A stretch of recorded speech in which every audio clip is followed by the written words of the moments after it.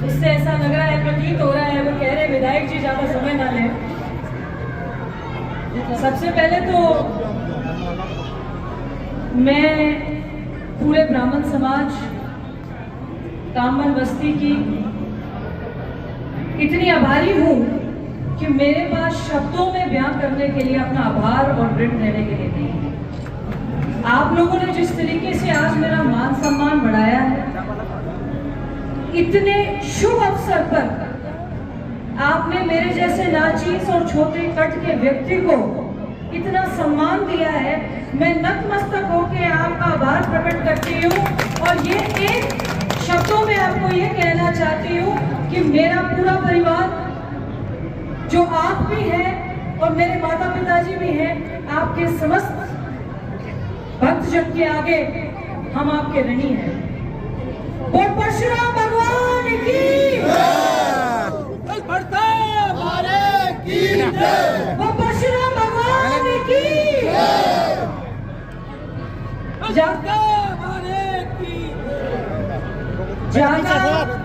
पीछे चल। ज्यादा खुशी इस बात की है कि आज कामन बस्ती की मातृशक्ति इतनी भारी संख्या में पहुंचे और सबने एक ही रंग पहना है। तो जो मातृशक्ति है कामन बस्ती की, आज वो इस सिंदूरी रंग में एक अपना संदेश दे रही है। मैं आप सभी का हार्दिक हार्दिक अभिनंदन और स्वागत करती हूँ। मुझे कुछ अवसर मिले, कुछ नहीं मिले। इत्तेफाकन आज से 10 दिन पहले भरतपुर की धरती पर, इस आदि वृंदावन की धरती पर पहली बार अवसर मिला कि ब्राह्मण समाज से व्यक्ति आगे आए और प्रधानी करे। ये प्रधान बना है और इसको मैंने आपकी गोद में डाल दिया है। आगे आप जाने और आपका काम जाने। मेरी छोटी विवेक से, छोटी बुद्धि से जो मुझे ठीक लगा, कामन बस्ती के लिए योग मैंने किया है। इस प्रधान को मैं, इस श्रीमती पूनम जो हमारे प्रधान है, उसको आज इस सिंदूरी रंग में आपके समक्ष इस शोभा यात्रा में आपके बीच में ये कहकर दे रही हूँ कि आप जाने और अब आपका काम जाने।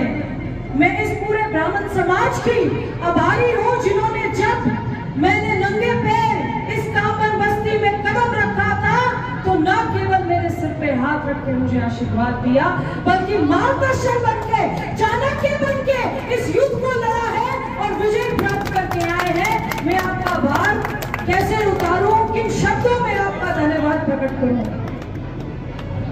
मेरे से आज से 1-1.25 महीना पहले सचिव भाई साहब का, माननीय अध्यक्ष जी का संदेश आया कि परशुराम जयंती तो हो गई है, उसकी बहुत सुंदर शोभा यात्रा निकाल रहे हैं।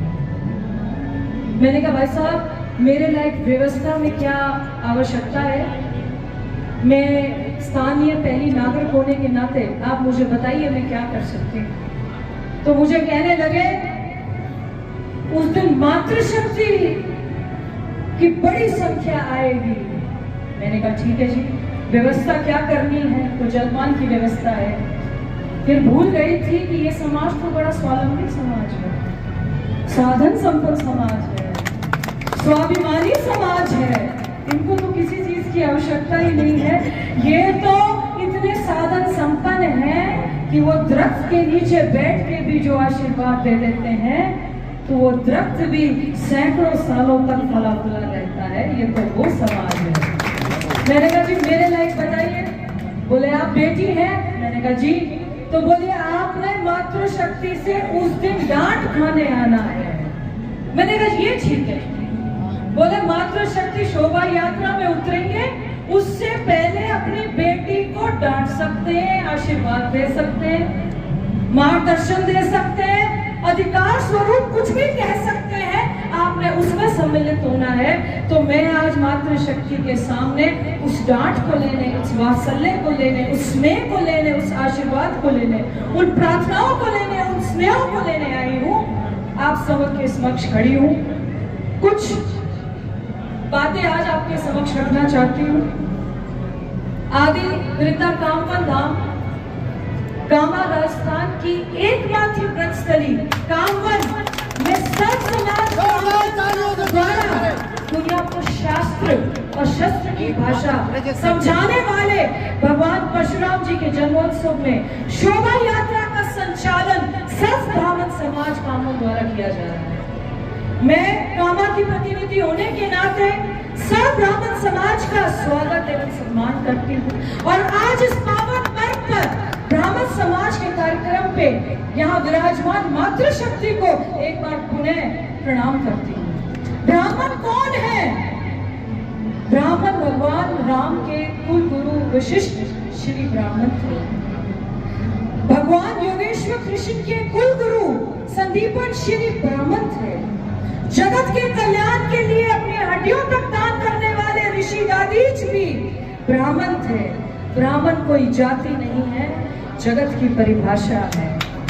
ब्राह्मण समाज से सफल राजनीतिक गुरु चाणक्य ने मगध के नंद वंश के राजा धनानंद को हराकर अपने आपके और हमारे सबके प्रिय हमारे समाज से आने वाले आज प्रदेश का नेतृत्व कर रहे हैं माननीय मुख्यमंत्री जी भजनलाल शर्मा जी। आज मैं उनका भी बहुत धन्यवाद करती हूँ जिन्होंने ब्राह्मण समाज से आने वाली श्रीमती पूनम के सिर पे हाथ रखकर उसे प्रधानी सौंपी है। आज मैं आप सभी के समक्ष एक वादा और करके जा रही हूँ। मेरे पास आपके समक्ष अभी 3.5 साल है और मेरा कोरा कागज आपके पोथी यहाँ पर छोड़ जाती है। आपके समाज के मेरे पर बहुत एहसान है। मेरे पर 36 बिरादरी जो यहाँ खड़ी है उनके बहुत एहसान है। आपने मार्गदर्शक बनकर चाणक्य बनकर इस बेटी को अपनाया है और इस युद्ध को जीता है और कदम कदम पर जहाँ मेरी जबान लड़खड़ाती होगी, जहाँ मेरे कदम लड़खड़ाते होंगे, जहाँ मेरे कंधे झुक जाते होंगे, आपने फिर शीश आशीर्वाद देकर मुझे जीवित किया है। मेरा आपसे एक निवेदन है, मेरा एक एक कण खून की एक एक बूंद कामन की जनता के लिए समर्पित है। मैं ये युद्ध आपके लिए लड़ती आई हूं और लड़ती आऊंगी। ये मत सोचिएगा कि आपकी बेटी सिर्फ प्रदेश की सबसे बड़ी पंचायत में अपनी आवाज बुलंद कर सकती है। जहां मेरे भाई बहन की कोई बात न्याय की और अन्याय की होगी तो ये बेटी आपकी मैदान में खड़ी होकर वो युद्ध भी लड़ सकती है, चाहे वो बाड़ी से लड़ी जाए, चाहे वो बुद्धि से लड़ी जाए। आप सभी इतने सुंदर शोभा यात्रा में आज सम्मिलित होने आए हैं। आपका ज्यादा समय नहीं लूंगी।